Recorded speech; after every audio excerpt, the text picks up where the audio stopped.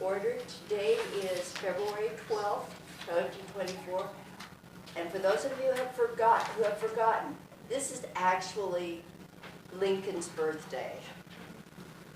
I mean, we celebrate President's Day, but we forget that Lincoln's birthday is February 12th. So, anyway, I will now call this meeting to order, and I will ask Mr. Beck to lead us in the Pledge of Allegiance, please.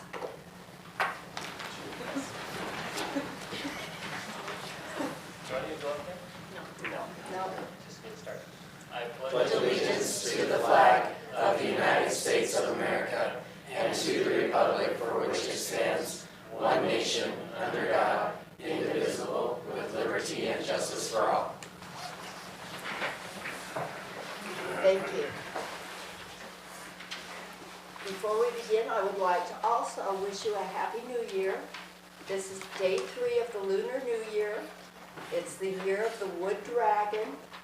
And for those of you who do not know, the Wood Dragon is a very rare year, and it signifies creativity, flexibility, adaptability, and change. So we are looking forward to a great year. So hopefully in a year we'll be able to say we made a lot of changes. Okay. We'll move on to the adoption of the agenda. I would like to make a change. I would like to move the financial report to be number 6 ahead of the superintendent's report. Make the superintendent's report number 7. Excuse me, my son checking in. So anyway, does anyone else have any changes or amendments to the agenda? In that case, we will accept the agenda as amended. So next item are commendations. Who would like to go first tonight? Let's take the elementary school. Well, thank you. We are excited for our Students of the Month, and this month for our kinder through 2nd grade, Aurora Seavey. Is she here? Aurora Seavey. Let's give her a round of applause. And then we also have our twins, Kayleen and Kimberly. Are we still waiting on them also? See, that's what I get for being Oh my goodness. called first. I did call, I promise. We called them and asked them to come, but Kayleen Flores, Elizondo, and Kimberly Flores Elizondo, both of these kids, Miss Fisher opens her room early in the morning, but both of these kids do tutoring at 6:30, 7 o'clock in the morning with her, so if they come, I guess we'll step down. Okay. I'm sorry, thank you. I would like to compliment our elementary school administrators on their color combinations tonight. Hey, it was red pink day today. Tomorrow is rainbows and tie-dye. Ooh. Or rainbows or tie-dye, not and. Okay, let's move on to the middle school accommodations.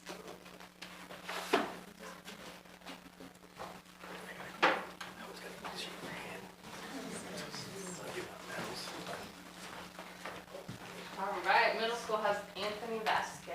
Come on up.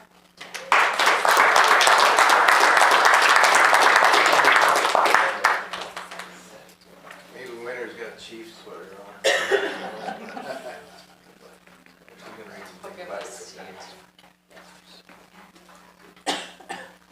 All right, this first one is from Mr. Wong.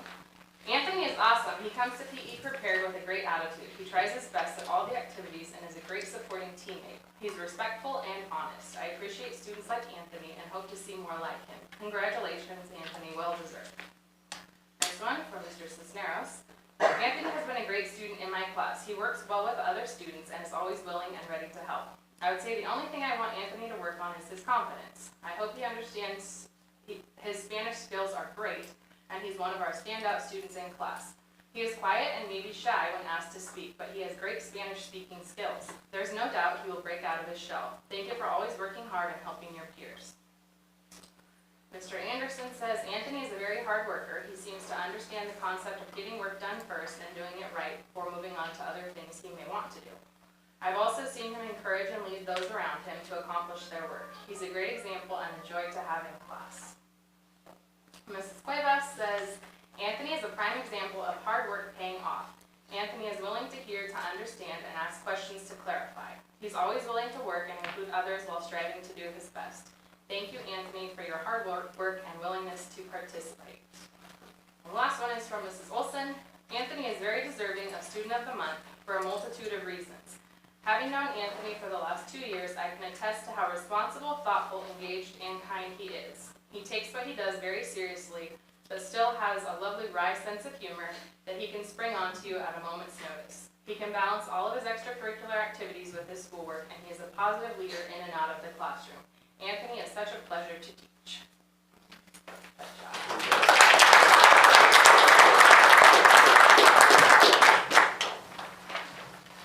Round of one for high school.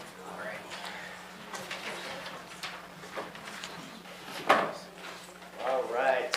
Our student of the month for February 2024 is Jaden Madrid.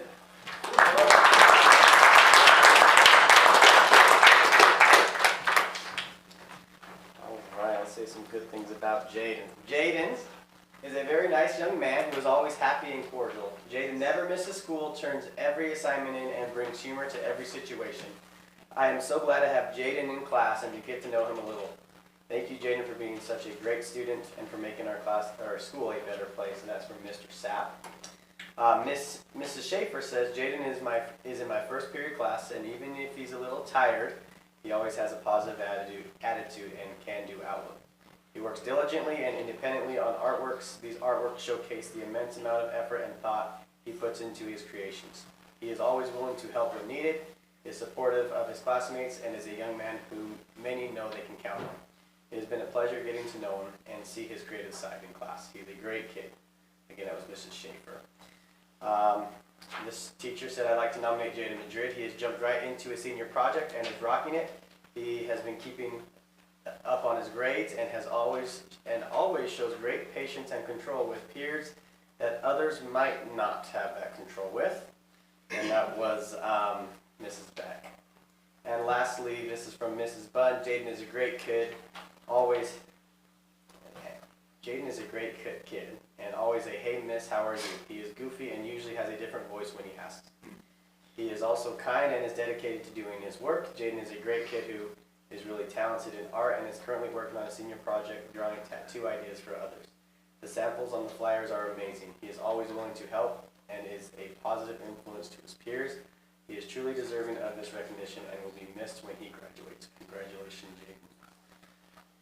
Yeah, so Jaden.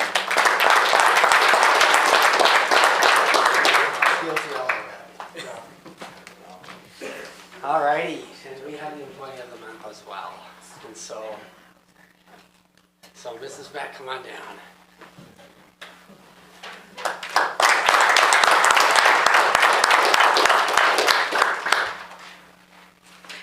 So Erin is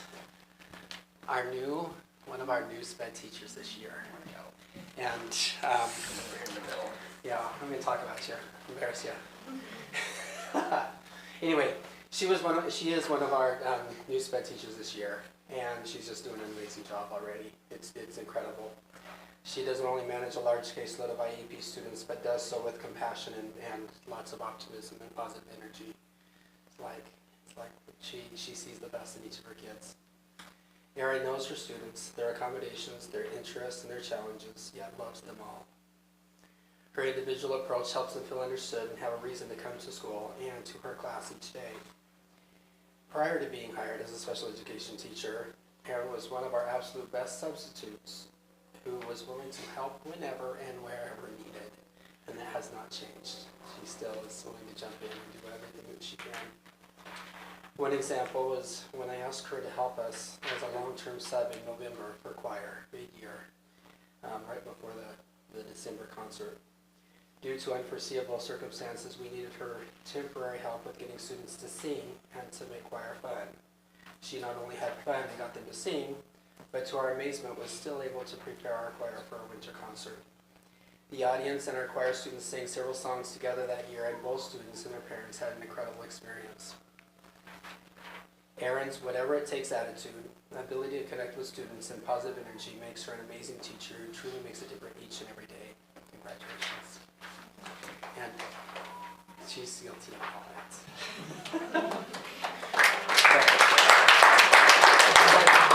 But you're not done, because you have lots of people that say good things about you. Mrs. Gardner, she said, just wanted you to know a few things about Erin. I have never witnessed her angry, even when times are tough. She really cares about every student. She is kind and emulates a I will do anything for you kind of attitude.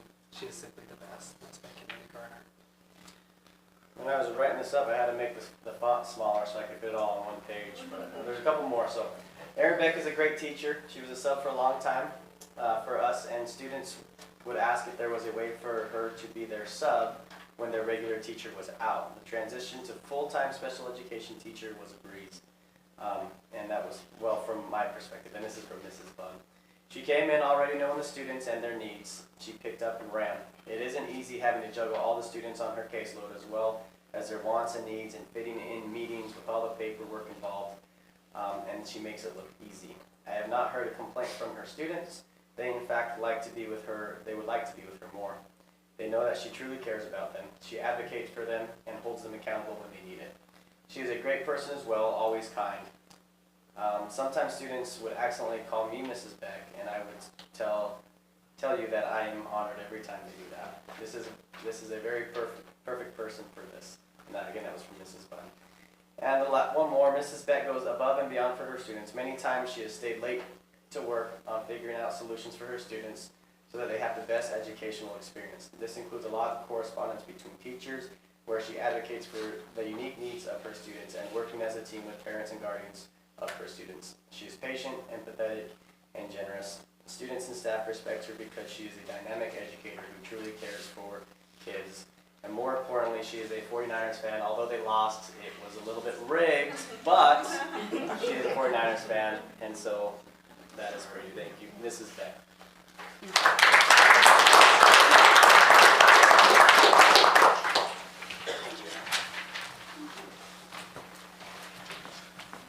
Thank you. We will now move on to item 5, visiting patrons and delegations. And we have some student representatives.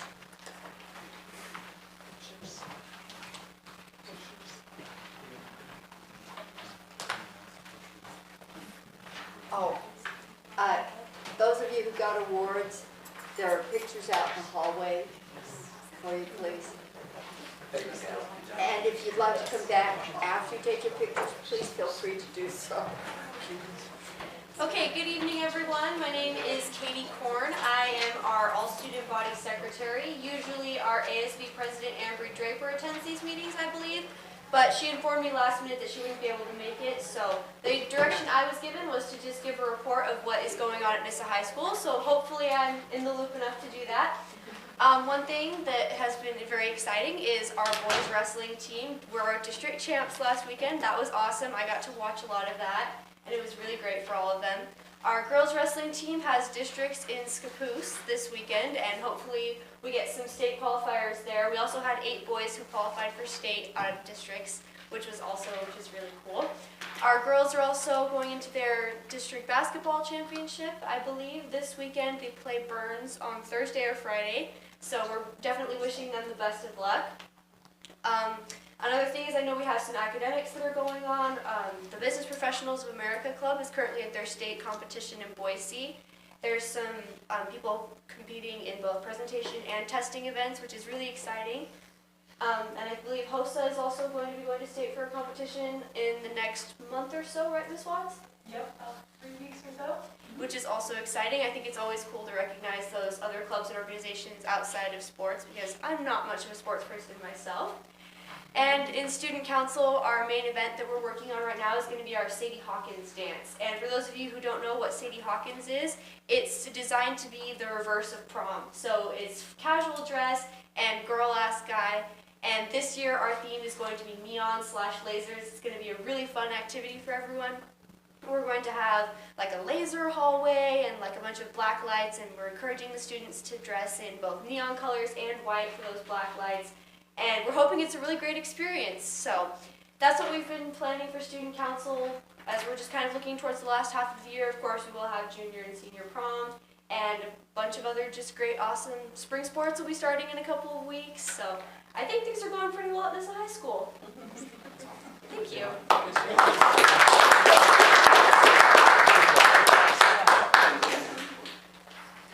Okay, and the HOSA would like to come up and make a request. Good news, which was wonderful. I have to recruit her for HOSA. I know. So we are here tonight just to kind of give an update of what HOSA has got going on. As you've heard, we just got completed with regionals. We took 16? Yeah, no, 18. 18 to regionals. And each of our students competed in 2 different competitions, and we had 12 of them between the 16 and the 2 competitions that placed in the top 10. We had multiple first and second place winners at regionals, so it was a pretty big deal. For us, regionals, because we're an Idaho chapter, takes place in Boise, so they're competing against all the big Boise schools and all of that. There were hundreds of kids that came for that regional, so that was a pretty exciting thing for us. We had 3 regional champions, Yeah, so that was Yeah. pretty cool. yeah, pretty awesome.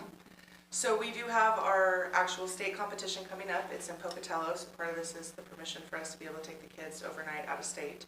So we leave on the 5th, which is after school on the 5th, Tuesday, and then we come back on Friday, the 8th, and we'll be down there 4 days-ish. Yeah. So we're very excited. If they qualify through state, then they are able and eligible to compete at the international level, which is in Texas this year. How many kids are you taking? 18. 18. Yeah. Yeah. The program has grown significantly. We had basically 12 last year, pretty consistent. We have 30 at the high school level, and now we have 12 at the middle school level. So middle school kids don't travel, they don't compete, more career exploration. But it's a great opportunity because they do get to interact with the high school kids, and so they do participate in certain appropriate activities. So, yeah, This weekend is one of our big fundraisers. It's our daddy-daughter dance.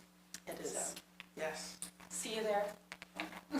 Bring a child. I had to take a mortgage out of my house, I have so many daughters, so. That's a good problem to Yeah. have. So, okay, thank you.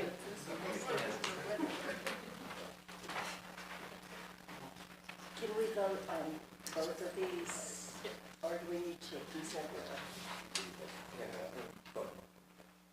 You can vote. Okay.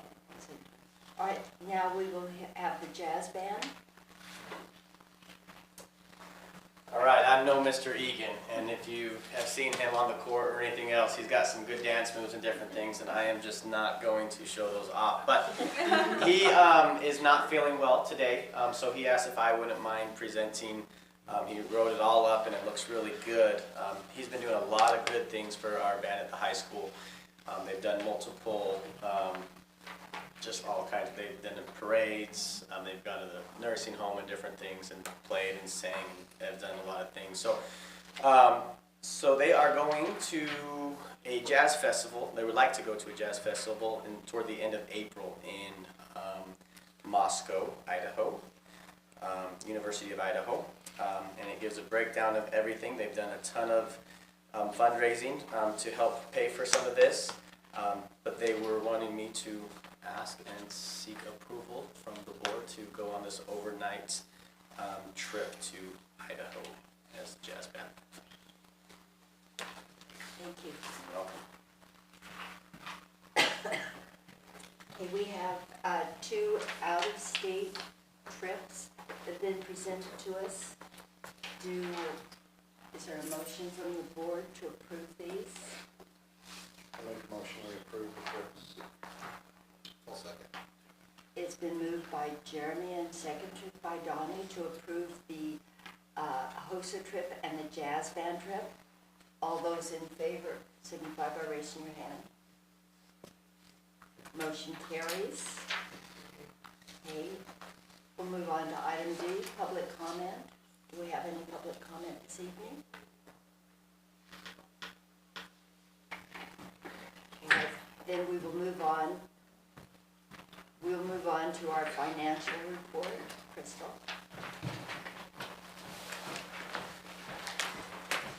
Good evening. Thank you for adjusting the agenda because I'm not feeling 100%, but tonight I've put together financials for the year-to-date as of January 31st of 2024. Apologize. Quickly looking at the general fund report, my first report in your packet. The general fund brought in revenue of about a little over 1.3 million last month, and then we paid out a little over 1.4 million. So our revenue did not cover our expenditures. However, we're still carrying that about $3 million balance that we carry forward until June when we have our largest month of the financial year. I've included our Local Government Investment Act account statements so you can see those numbers with a breakdown of the county taxes that we've received. Our ending fund balance for our middle school bond is just over $341,000. Our next big payment on that is in June. So we'll just keep building that account with those taxes and then make our, what I like to call, mortgage payment. Then our early Head Start fund, we ended January a little over $34,000. And on the next page in our food service fund, we ended a little over $23,000. I've included all of the bills that have been paid out of the district, out of all funds, from January 5th to February 5th. Nothing unexpected for the month of February. And then also our payroll report for the month of January. Looking currently from the business office, well, I guess the month of January, W-2s were completed. That was a huge project. ACAs are now currently being done. Working on payroll is due this week. Working on the budget. Working with Mr. Hawkins on negotiation with both unions. So our plates are full. And then, so speaking of the budget, tonight is the night we usually adopt our budget calendar. I presented this, oh, it's in there. Oh, that's good. I presented this in July for proposal, and I didn't hear any feedback as any changes that needed to be made. So tonight I just put it in front of you to be adopted. And I believe it's on the consent agenda, so you don't have to vote right now. Just kidding, it's an action item, sorry. And then I know this is later in the meeting, but I'm going to leave, in addition to the budget committee, Mrs. Morinaka has asked that I put together a budget 101 meeting, just kind of where we learn our roles as a budget member and being part of the budget committee. So I'm proposing, and it's later on in the agenda, but I'm proposing that to be on April 16th at 6 p.m. But for now, I'm asking that you adopt the calendar. That's all I have. If you guys have no questions. Okay. Do I hear a motion to adopt the budget calendar? I'll make a motion to adopt the budget calendar as presented. It's been moved by Megan and seconded by Jeremy to adopt the budget calendar. All those in favor, raise your hand. Motion carries. Thank you. Thank you, Crystal. We'll now move on to the superintendent's report. Thank you very much. I have two items today on my superintendent's report. One of them is the mid-year student progress update, which we'll get to in a second. First, like usual with my superintendent's report, I'd like to have Mr. Murray come up and give us an update on the Title I student auditing program. Good evening, everybody. As you probably know, the ODE is expected here February 26th to 29th for their official monitoring visit. They'll conclude that visit on the morning of the 29th at 9 a.m. and you're all invited to that exit meeting, at which time we're anticipating or hoping for good news and a move out of our current high-risk status and some opening up of the program and more responsibilities added back to it. In addition to that, I'd like to notify you that the summer school, the migrant summer school will take place during the month of June, from June 3rd to June 28th. Applications for employment are out now, are posted, and we will be distributing applications for the students this week, and then also during parent-teacher conferences in March, we'll be having tables at all of the schools to sign up parents and their students for that program, open to any migrants, any of our 240 migrant students. Any questions about the Migrant Once the Auditor program? Perfect. Thank you, Mr. Murray. I appreciate it. So, I mean, probably every day I have somebody in the community come up and ask me, like, well, how are things going? Right? And I say, good. I mean, and so really it is that with the change this year, moving to a 4-day, adopting a new math curriculum, having a new ELA curriculum, new administrators, that's often been the topic, like, how are things going? And so what we want to do is give an update on the progress of our students learning, right? Usually what we do is say, oh, it's good, or oh, okay, right? But we want to give actual tangibles so we can see the direction and trajectory of the district. And so, we've prepared a PowerPoint, and every building will come up and give a brief just update on some of the academic and behavioral things. And you guys do have a copy of it all here. And so what I'm going to we look at it, is we're just going to talk about the purpose really quick, and we're going to go through it, and then we'll just have a summary, and then open it up to any questions that the board has. And this PowerPoint will be made available online for our community patrons, so they can see it any time. What is that February? You know, how are we doing? What are we going to look at beginning of it? Because what we don't want to do is when we hit May, and our SBAC numbers come out, we say, oh no, right? We saw this coming, we have interventions, we have those things, we're addressing those needs now. And so, so that is the purpose of this progress report, is we're going to look at 2 areas, the achievement and behavior, like I talked about, and talk about some social emotional referrals, attendance, and those things. And so first, I'd like my elementary to come up and talk a little bit about academics and behavior at the elementary this year. All right, appreciate it, thank you. And we will be, sorry for the awards, we will be announcing those awards at our next student assembly. Thank you very much. Our academic progress, as you see in your notes, overall reading in all 3 grades is higher than last year. We're looking at our achievement in data that we've expanded. We now have reading fluency data that is progress monitoring and benchmark data, and that goes with our intervention programs, trying to show where our students are at. Our teachers have really taken on our math, the new math curriculum and the math program that we're doing. And so with that, we have MAP growth, which is an additional assessment to the, I guess you would call it, in the content of the math is the unit tests and the quizzes. So that's in addition to. The standard for proficiency goes up higher as the year continues longitudinally. So each benchmark in the fall, the benchmark's not as high as the winter benchmark nor the spring benchmark. So as you look at some of our data, you'll be seeing that currently for all students in grade 3, 41.6% correspond with our math, with our reading assessment.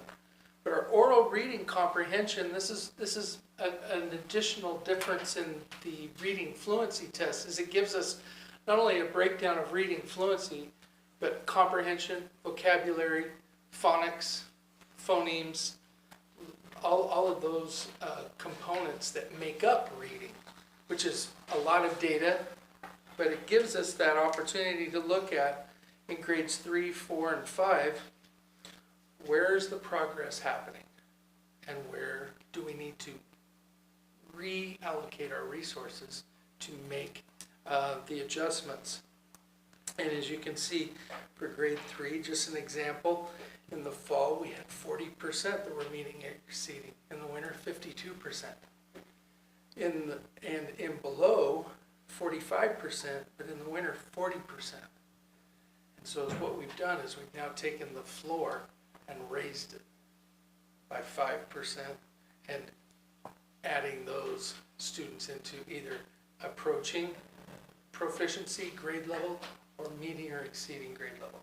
And so that's how those scores lay out for grades 3, 4, and 5. The academic data also continues with our younger grades in Easy CBM.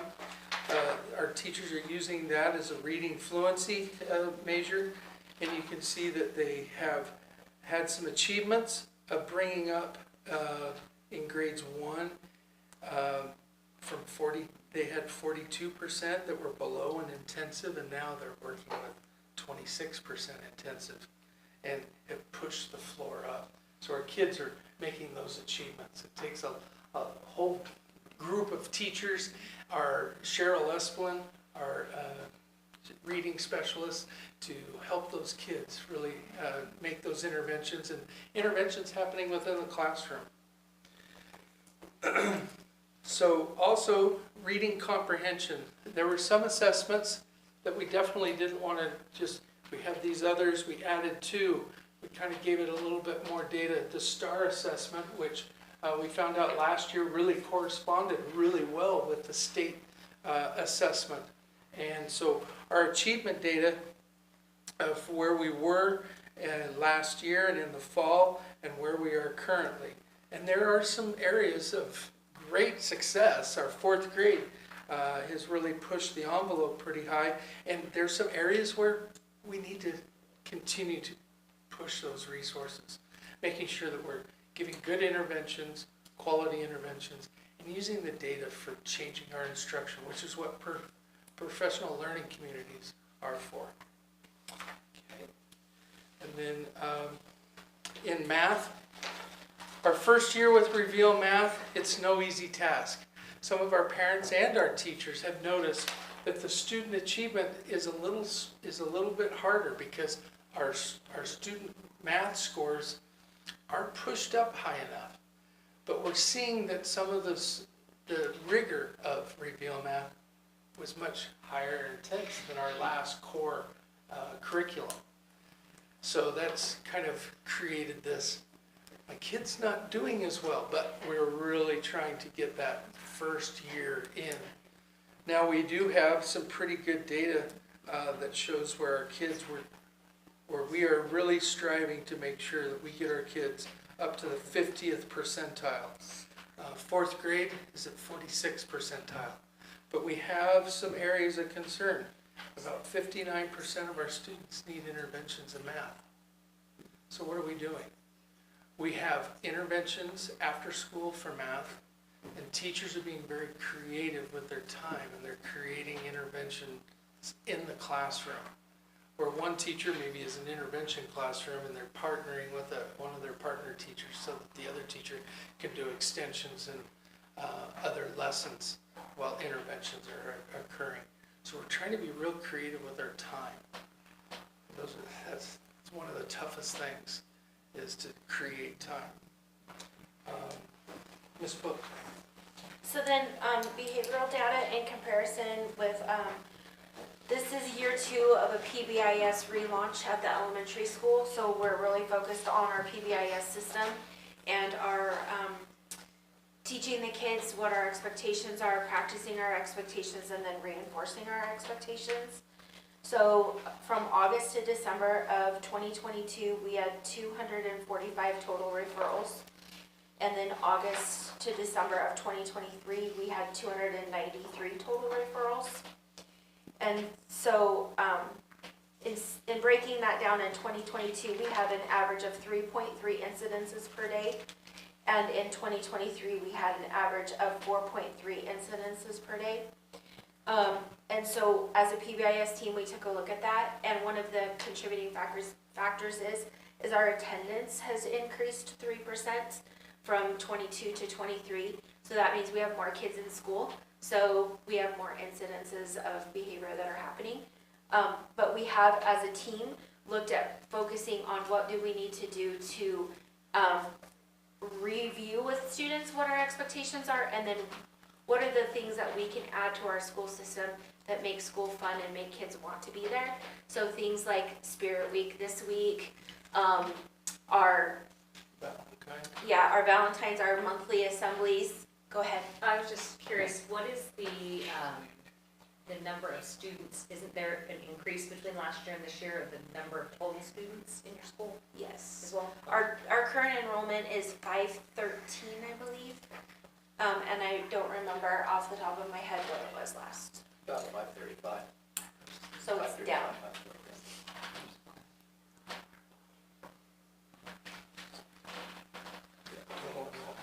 Total.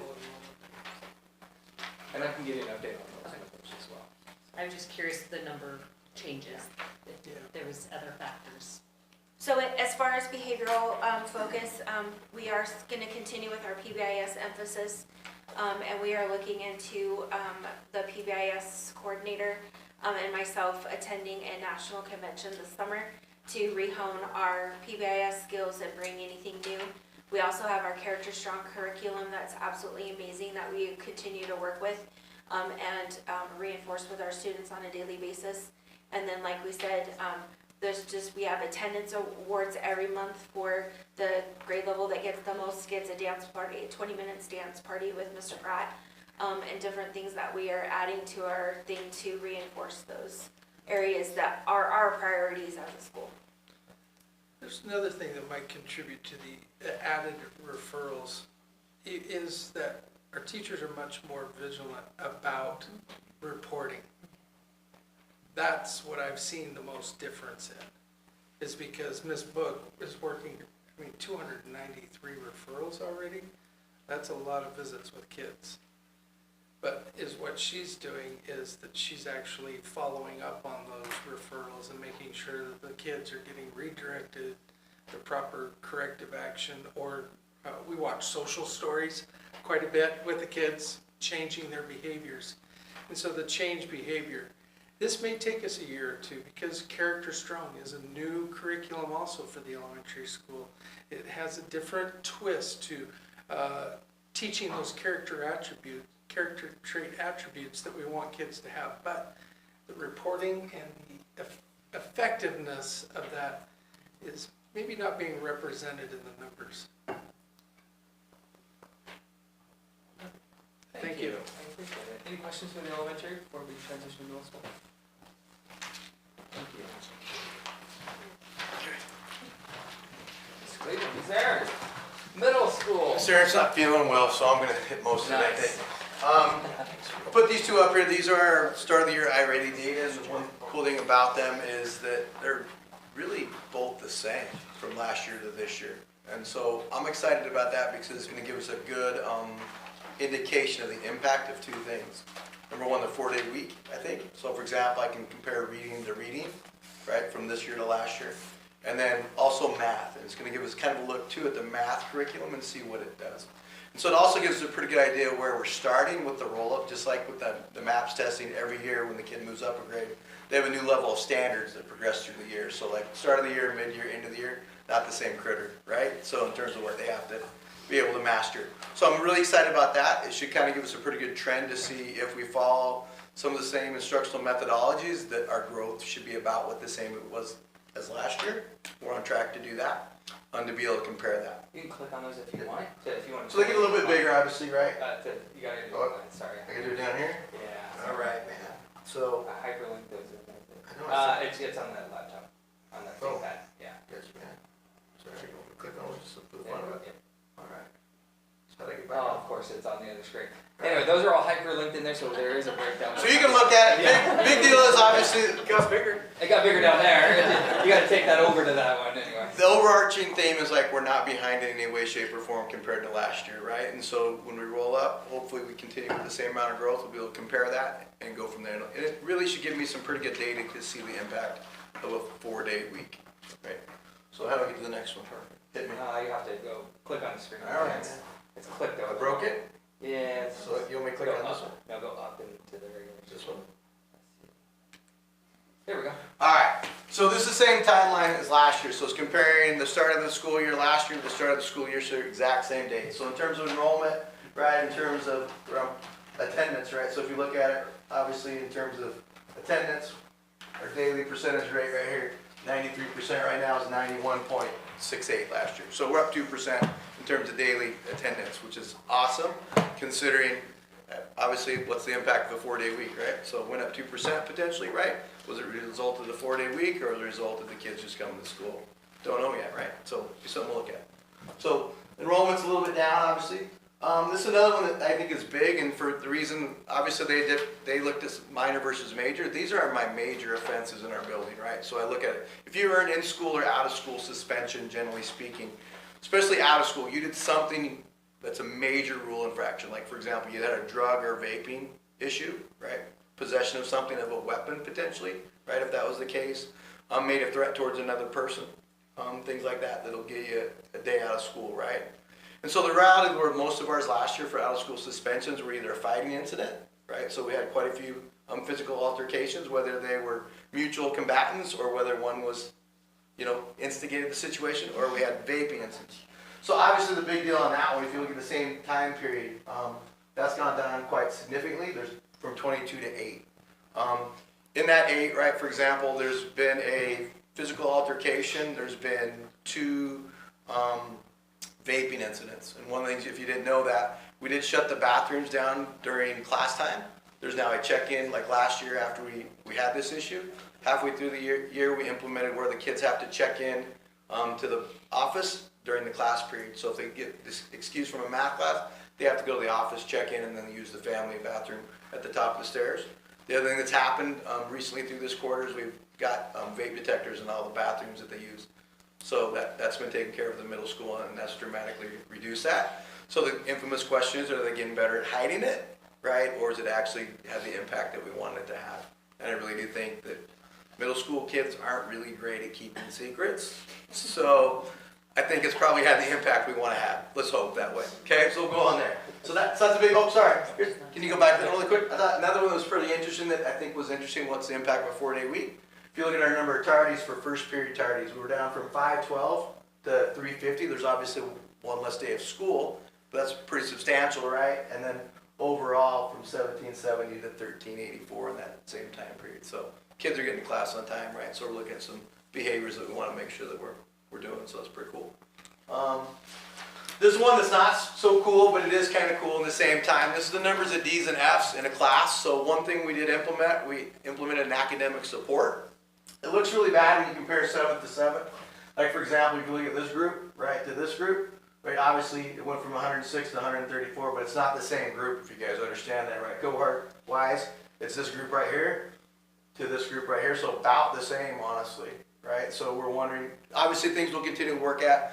These are kids, if you look at it, about the same number of kids, so you went from like 50 in this case, right, to the number of students here, right, to 34, so obviously a reduction, but the overall amount, right, isn't great, right? So looking and seeing what impact that has. I have some other data that I look at. A lot of it, as I divide it up, there's a report you can run that looks at it by ethnicity, right? So I didn't provide that because it's pretty big, but we honestly look at it from that, and it fits along with our, I'm going to be honest, it fits along with what our SBAC data shows too, right, in terms of ethnic grouping. So obviously something we're looking at as a district and also as a building to keep track of, right? And so, for example, what I'm meaning by that, the number of white kids that earn an A in a class versus the number of Hispanic kids that, right, percentage-wise, right? So I think that's important to keep track of, right? So move on. That's kind of an overshot of that. Obviously not happy with this ever. We don't want kids to ever have an F in a class, but obviously they have 8 opportunities to do that, right? So it is pretty hard for middle school kids sometimes. Generally speaking, for middle school kids, it is honestly language arts and math are the two that they have the most trouble in, but they are probably the two most rigorous also. So just kind of keep that in mind. So, perfect. I think that's it for me. Yep, that is. Thank you, Ms. Cleaver. Any questions for Yeah, Mr. any Cleaver? questions? None? Come on, Thank you. man. Thank you. The vaping sensors. Yes. Are they working? Yes, they work. Absolutely. So we had one, this is the first time we've had a false positive today. We had a girl that they were straightening her hair after school and it went off. And we're like, no way, it doesn't go off when you straighten their hair. It's the only time it's done a false positive. Otherwise, like an example, I had a kid claim they were up in the family bathroom that I don't even want to say it, the air freshener, right? Set it off. I'm like, okay, cool. So I went up there and I grabbed the can and it went, and I sprayed it for about 35 seconds in there, shut the door, waited, didn't go off. So you can claim that that's what it was, but it wasn't that. So really it's pretty, it does work, correct? Yeah. Yeah. So anyway.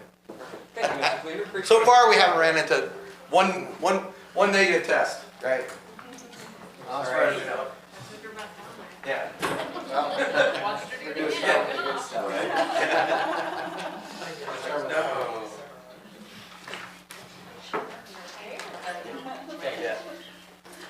graduation rate, we did, we got 94%. I remember talking to you guys last fall and, you know, trying to figure out exactly where we're at. And so we're super proud of that as a school and as a district.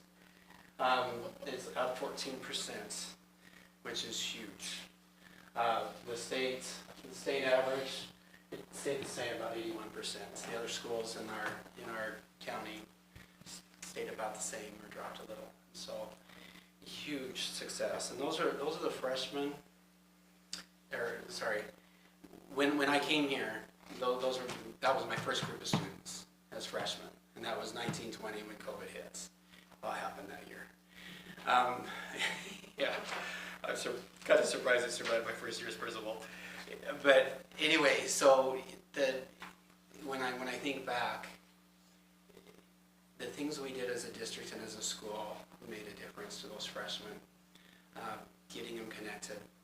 Now 94%, when I think, okay, there's about 6 kids that didn't, and that's significant because that is someone's child, and that is,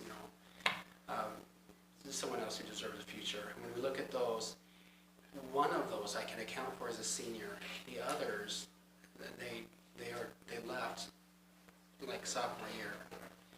And so we're being very, very careful to make sure if we have a student that no longer is attending school, that we get them connected with another school so that they're still learning and they're still progressing. And also don't count towards the against us for the graduation rates. So one of our focuses is making sure that as they transition to the high school, that freshman year we get them connected, that we use science data that looks at aptitude, and we make sure we connect them to the right electives, the right CT classes, and make sure that they have a caring adult advocate, they're involved in a club and sports, that they find positive peers, and a favorite class. And so, proud of this number. 10 out of our 76 seniors are on track to be valedictorians this year. As a school, we look at not competition, but a standard. And so if the student has the 4 points and they're part of National Honor Society, then they get that right. We're going to have to figure out how to have those 10 speeches, how to work that into the graduation so keep it under an hour. But end of semester 1, 85% of our students passed all classes, 50% failed one or more other classes. And the data is pretty much the same when compared to the semester of last year. And I say pretty much the same because if you look at the total number of Fs, last year 203, this year we had 237. And so I think last year we were 1584, this year we were last year 1585, this year 1684. But if I round up and down, they're about the same. And so we've looked at that number and said, okay, what's going on here? Part of that has been implementing a new math curriculum. And I didn't know this, Brian shared it, that as you implement a new math curriculum, you dip and go back up. And we're hoping that's the case, but we're not going to let that leave it to chance. So we did, the students that failed math this first semester, they are currently in a credit recovery in-person class with Mr. Blanchard, making sure that they not only get the second semester credit, but the first semester credit that they failed as well, so that they'll be on track for graduation. And so he's implementing some interventions within the classroom to make that happen. Let's see. I think that's behavior data. That's I'll trade the spots. Okay, so, pretty alarming for a second here, but I'll explain here. So last year at this same time, 39 incidents, and these are all that are reported into Synergy. So these are ISS, in-school intervention, ISI, sorry, in-school intervention or out-of-school suspension. And so last year, there were 39 at this time. This year, we are at 91. It's like a lot more, right? But you notice, skipping new detention, I'm reporting that because they are serving a half a day of ISI for skipping. Last year, there were 0 reports for that. And then our attendance, last year they had 9, this year we have 39. So I like to think that it's just that I'm a little bit harder on the kids with attendance and making sure that they're showing up. I don't know if that's the case, but they don't like seeing me a lot of times when it comes to attendance.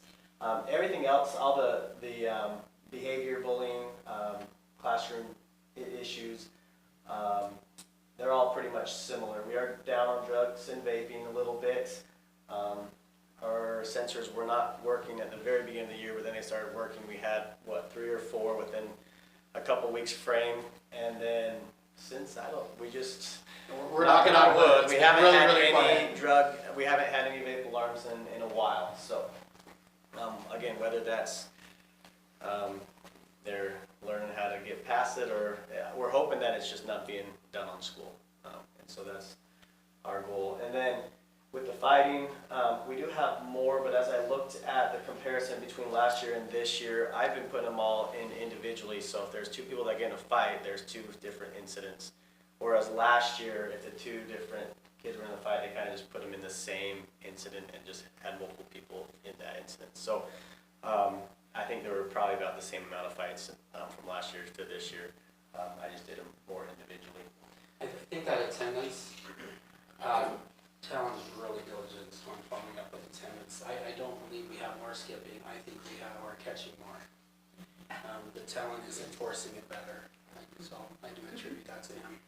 Last year at this time, we were going through accreditation, which required a lot of time. And unfortunately, the enforcement for attendance was not as good as this year. But we have a county attendance ordinance this year where we didn't have one last year. Which also helps, yeah. But anyway, I wanted to make sure he got credit for that. I don't think attendance, I know attendance, we're going to get to that slide. I know attendance isn't worse, the enforcement is better. Yeah. So as far as some actions, things that we're taking, we're doing a lot of safety plans we've had a few threat assessments and different things, and we've run through a lot of safety plans, making sure our school's a little bit more safe. We do a lot of communicating with parents, daily phone calls. Brett and I are usually we make multiple phone calls a day. In school and out of school interventions.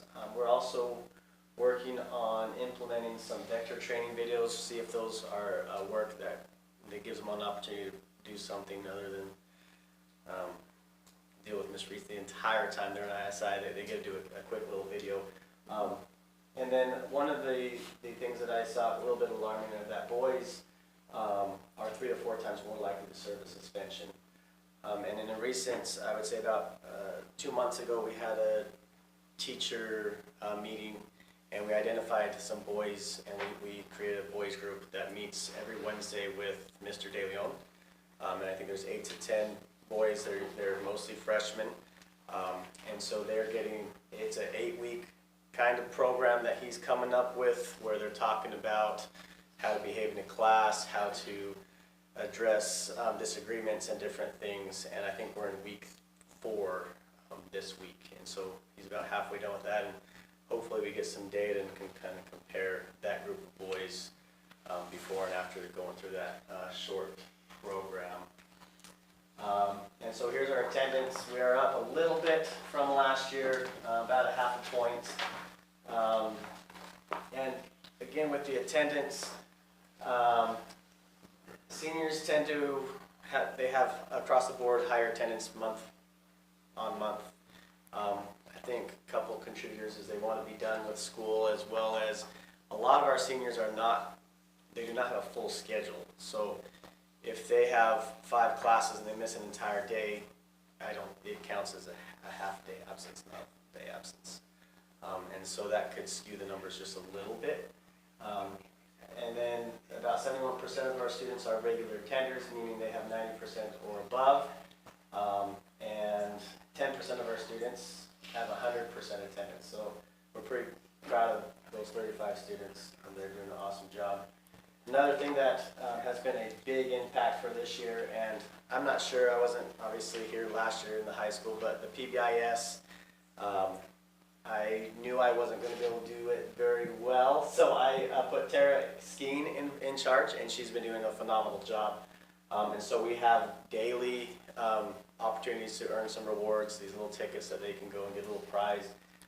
We have monthly donuts, we have quarterly ABC pizza parties, and they're getting lots of good Bulldog swag and different things, and they're pretty excited when they get rewarded with those types of things. And that'll be something that will continue and build on and grow. And with youth science and different things, we're really hoping to get kids on a path, and so they have a purpose, again, like Mr. Jackman said, to want to be here. And So Tara's in charge of the PBIS committee, but there's a whole committee of teachers that are making that happen. And kind of going with shared leadership, it's like, okay, we can't do it all, let's empower other staff members to step up and be part of the solution. It's been a super positive thing for our school, not just for the students, but to have our students working together collaboratively and getting it done. And that pizza party, that was fun. So that's back to 85% of our students pass all their classes, and so that's a lot of pizza. And it was fun handing that out, congratulating them. Perfect. Thank you, high school, appreciate it. Any questions for the high school? Got it? So, and kind of to sum it up, as you can see, right? Attendance is up, kids are here more. And what we're doing is we're finding these holes and we're addressing that, because it's not just simply showing up that makes the difference. And every building, from the elementary to the middle school and high school, saying we've addressed these needs, we have a good system to catch these students, and we're moving forward with it. So I'd like to just applaud my buildings and the teachers of all the work they're doing, my admin. And so that is kind of where we're at. Mid-February, we're going to do this again at the end of the year. Say, hey, we said, right, we projected here, we did these interventions, this is where we're at. So we're going to, just to see if this trend line continues. And we have obviously some course adjustments in little areas, but a lot of success as well. So thank you. That is the end of my superintendent's report. Appreciate it. Do we have any questions for Ryan? Perfect, thank you. Then we will move on to the consent agenda.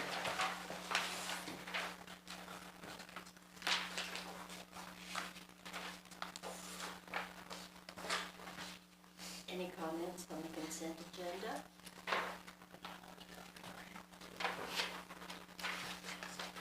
Do I hear a motion? I move to approve the consent agenda as presented. I'll second. It's been moved by Jeremy and seconded by, Either way, yeah. one of the D's. Rock, paper, scissors. Let's do it. All those in favor? Motion carries. Okay, we will move on to new business. Mr. Melendez, come on down, you're the next contestant. I don't get to talk about graduation rates or grades or anything like that. I get the fun part of it. I get to spend money.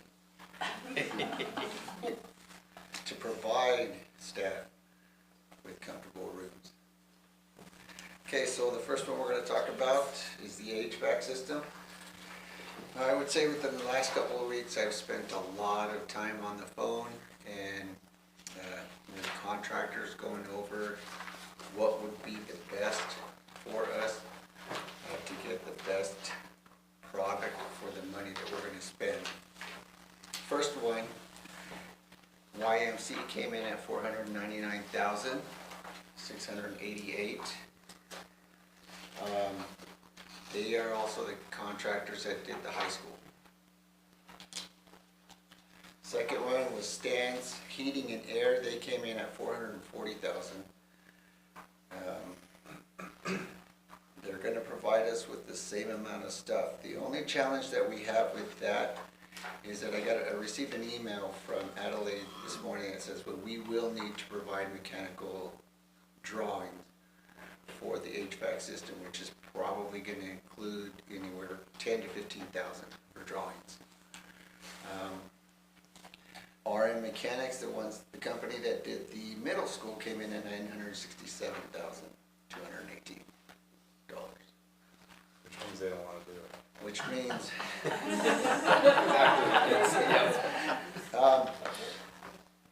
I would recommend that we go with YMC. They have about 45 techs on staff. They also have an in-house engineer, so that if we do need an engineer to be here immediately, he can come out. Stan's has to contract that out. Price, the dollar difference is significant, but I've worked well with all three of these companies. I have a great relationship with all three. So my recommendation would go with YMC. It's not really any different though, once you draw up the It's not. engineering plans for $10,000-15,000. When you see the drawings, you're gonna say, why do we even have to provide them? Because we can actually take the drawings from the plans that were done in when the building was built. And we're basically taking out the existing unit and putting in a new system in, a more efficient unit.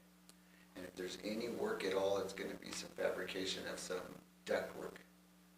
But this is something that we will have to provide for Adelaide, for the building inspector. Are they quoting the same equipment? No, YMC is quoting York, Stan's is Lennox, and RM is Carrier. We can, YMC can quote us Carrier if we want them to. Carrier, as far as price goes, there's not gonna be much difference. I mean, the units are basically built the same. Similar warranties on them. Yeah, all identical warranties. Efficiencies. Because they have them all over the board on HVAC. Yeah, as far as efficiency goes, they're gonna provide you with the same efficiencies.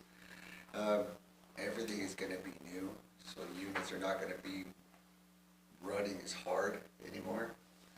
So there's gonna be a huge, from an efficiency standpoint, just replacing old with new stuff. When you go with Carrier versus Lennox, I mean, it's hard to find one better than the other. These are more residential type of units that are gonna be installed, so they're more readily available. They'll be able to get their hands on them fairly quickly.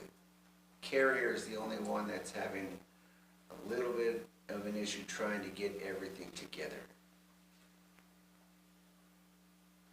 And this would be a project that would be done during summer school. They can do it by wing. YMC can actually do it while there's still classes in session if they need to. I know we have summer school coming up.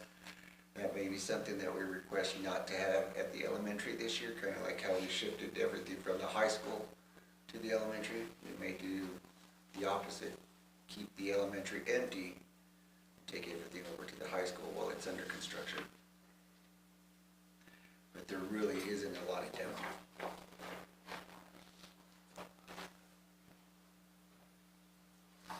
Are there other questions for Jesse? And did you want to talk about the bleachers right away, or do we want And I will tell you, and Jesse and I have the same mindset. We take the high school gym auditorium as our example, right? That facility is what, 40 plus years old, right? And it's still a premier facility in our county. Why? Because they did it right, right? They didn't cut corners, they did it right. And so when we approach these projects, it's exactly right. We want to do this right. We want, we don't want another issue in 10 years. We want to do it right. And so when we look at the HVAC and the bleachers, that just kind of models that same mindset that we go through. We're going to get this done right. And so it's not always about the cheapest stuff. What do we think is the best bang for our buck to last? And so, but you'll see that in both of these quotes. Just to get Agree, absolutely. Bleachers, we got three bids for bleachers. I got them from 1 through 3. Norpac seating, Hussey seating, which is a system that we have at our middle school right now, and it's actually what we have at our high school. Those wooden bleachers are a Hussey product. That came in at $265,940. Northwest School Equipment, it's whether you like a Chevrolet or whether you like a Ford. They came in at $240,000. And then VibeTech, which is the least quality of the three, came in at $248,000, which is higher than the Intercal bleacher. My recommendation is that we go with the Hussey product at $265,000. I think, again, it's a product that we're not going to have to mess with for 25 years. We have a bleacher company come out and inspect our bleachers annually, and they work really well with the Hussey company. They're like brother and sister type of deal.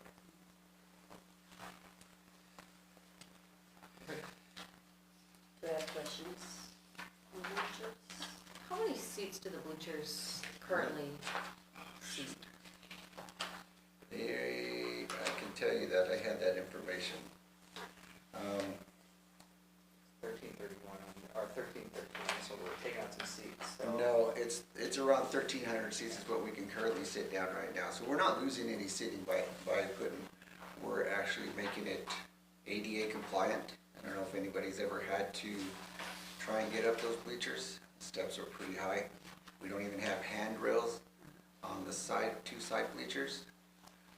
Ms. Ramos, she's excited about getting some bleachers, replacing those bleachers. They will have the ability, I don't know if you've ever watched us play a basketball game. I'm sure everybody has.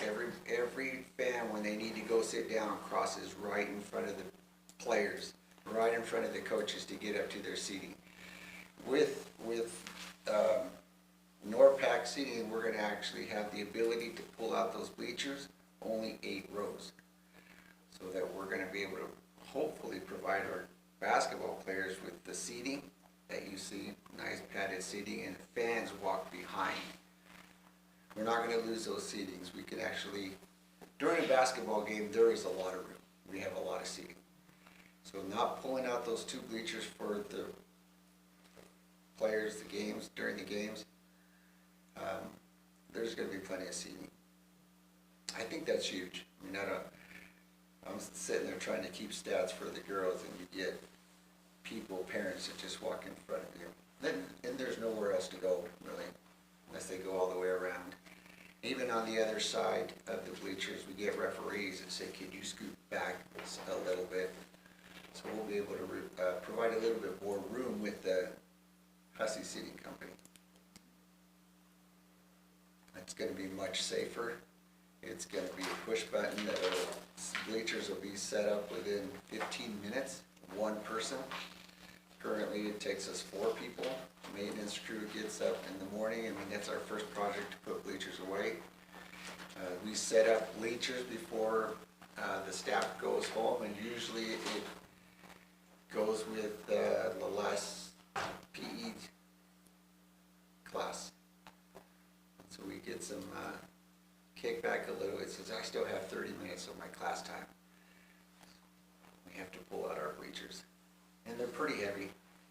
dangerous again, pretty dangerous.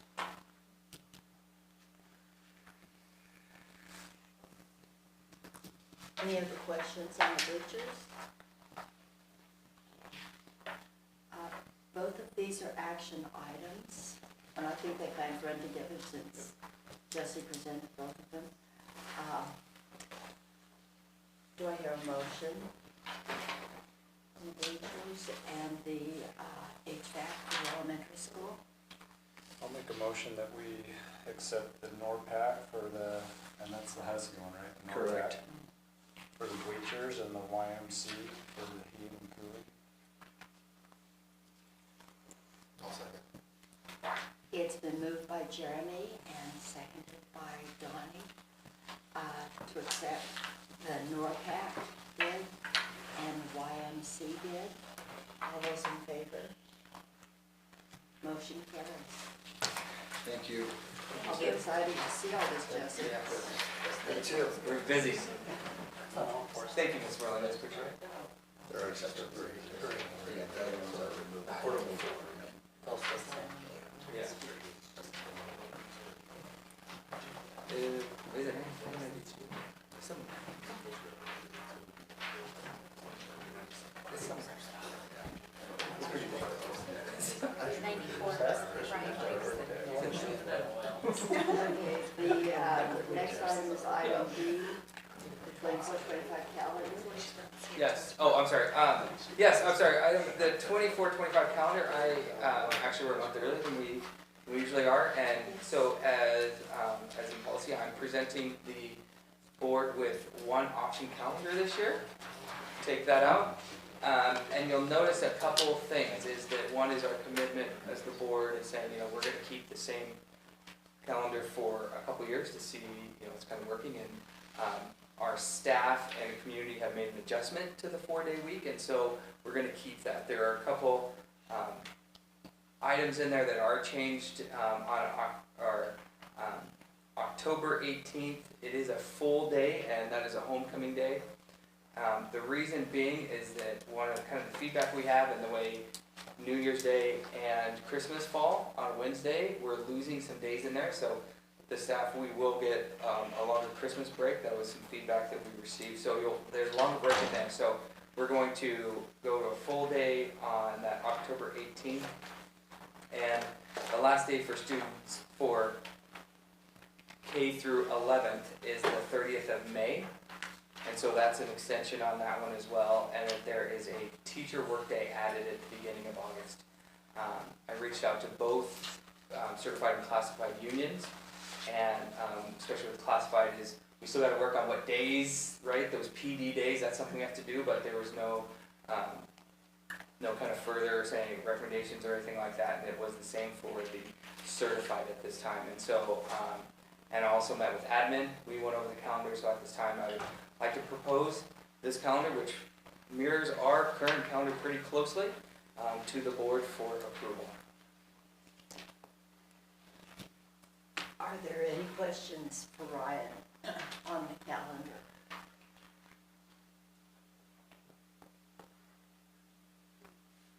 Do I hear a motion then on the calendar? Sorry, can I, Yeah. so you're saying October 18th is like a school day for students? Is that what you're saying? Yes. And then the 20th is also, in September, a school day? The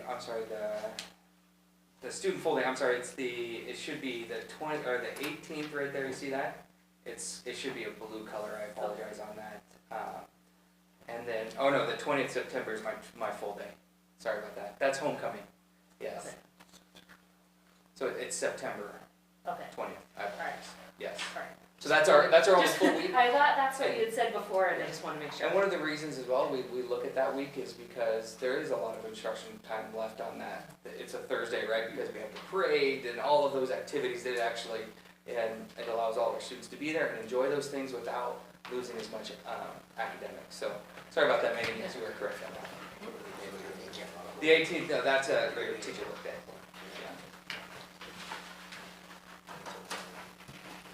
Are there any other questions?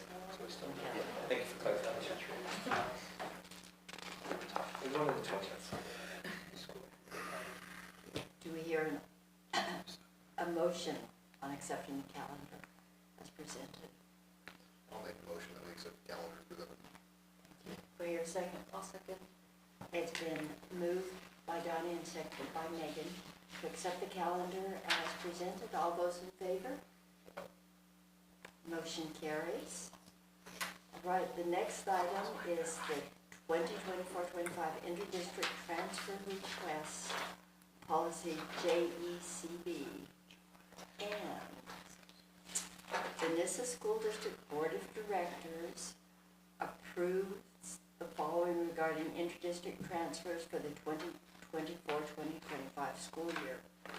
Transfer into the district grades K through 8, maximum to be determined based on class size and resources available. Grade 9, maximum to be determined based on class size and resources available. Grade 10, maximum to be determined based on class size and resources available. Grade 11, maximum to be determined based on class sizes and resources available. Grade 12, maximum to be determined based on class size and resources available. Deadline date for acceptance, admission of non-resident students is June 15, 2024. Transfers out of the district, grades K through 12, to be determined by the superintendent.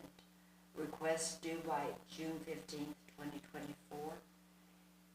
An inter-district transfer request will be required yearly. Is there a particular reason all of them say the same thing that are just spelled out?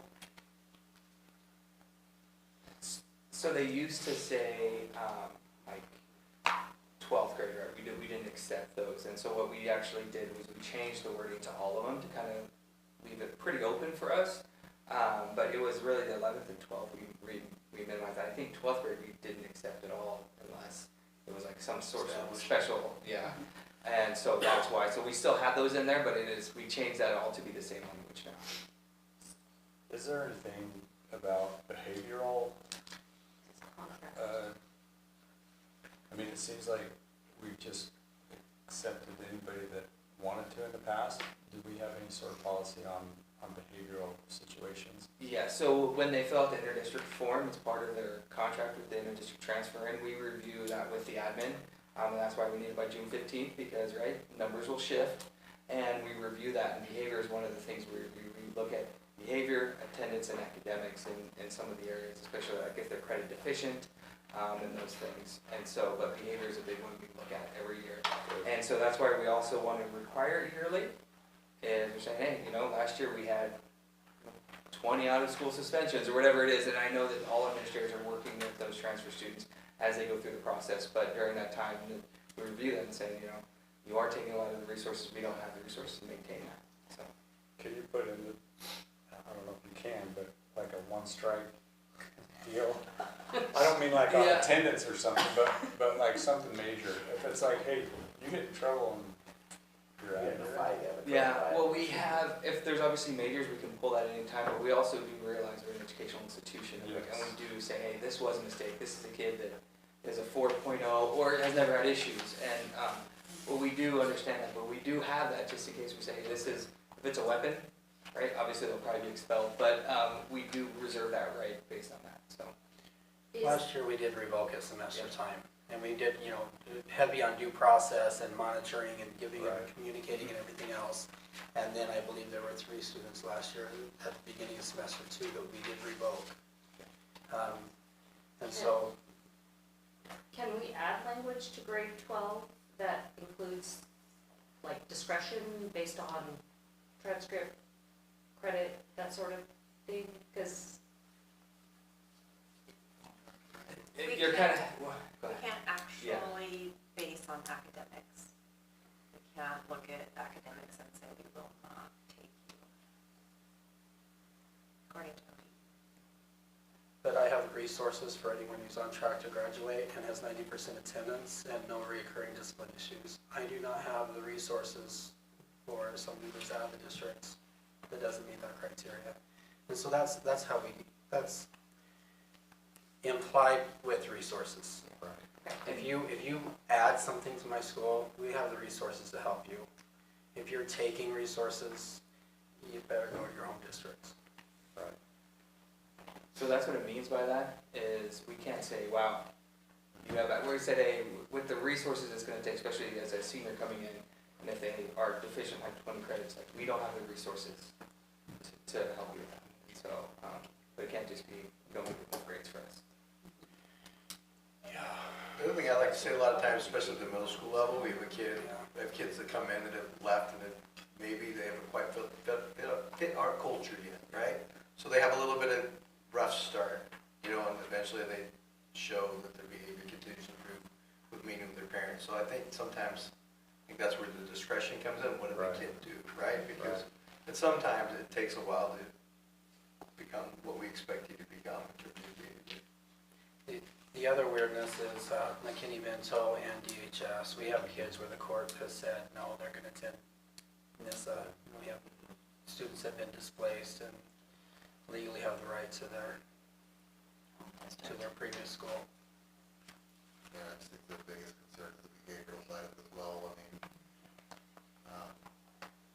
I think the discretion piece is really important for staff right now to be able to go through that. And the other one, just the behavioral piece, we won't really get hurt or anything going on in our schools. So.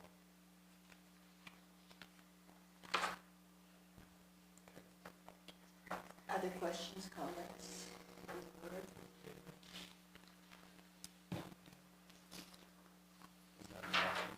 It is an action item. Do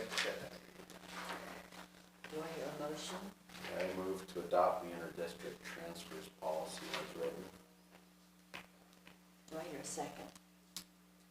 I'll second. It's been moved by Dustin and seconded by Jeremy to accept the 2024-25 inter-district transfer request policy. All those in favor, raise your hand. Motion carries. Okay. The last item on our agenda is board report. We have a work session scheduled on February 28th at 5 o'clock with McPherson Jacobson. And on the 16th at 6 o'clock, the Budget 101 meeting. Is there anything else anyone wants to bring up? Hearing nothing, this meeting is adjourned.